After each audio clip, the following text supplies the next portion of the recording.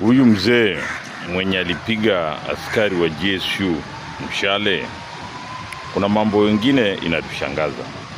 Unajua sisi wa Afrika kuna vitu kadhaa inaweza ikafanya mtu akaua mwenzake.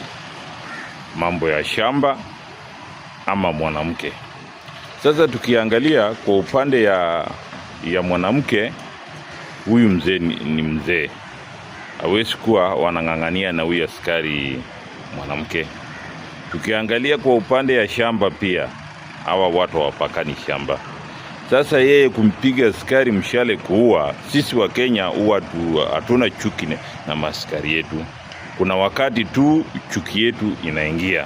Chuki huingia wakati ya maandamano peke yake, ndio wa Kenya wanaona askari kama adui.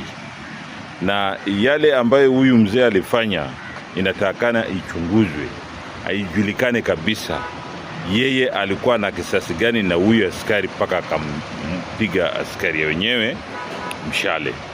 Na sasa sisi kuwa na chuki na askari, hatuna chuki na askari. Askari wote, hata sisi mpaka askari wengine barabarani tunampa pesa tu. Akisimamisha wewe unapeana pesa, akisimamisha yu majini. Sasa mtu mwenye unapeana pesa, si huyo rafiki yako? Sasa hiyo hapo, huyo mzee nitakana achunguzwe na achukuliwe hatua kali sana. Ni makosa kuua askari. Unajua hiyo tumeingia gharama nyingi sana kutrain askari mpaka kuwa askari. Hiyo ni hasara kubwa sana. Hasara kubwa sana. Makosa huyo mzee alifanya inatakana achunguzwe kwa makini, ajulikane shida yake ni nini.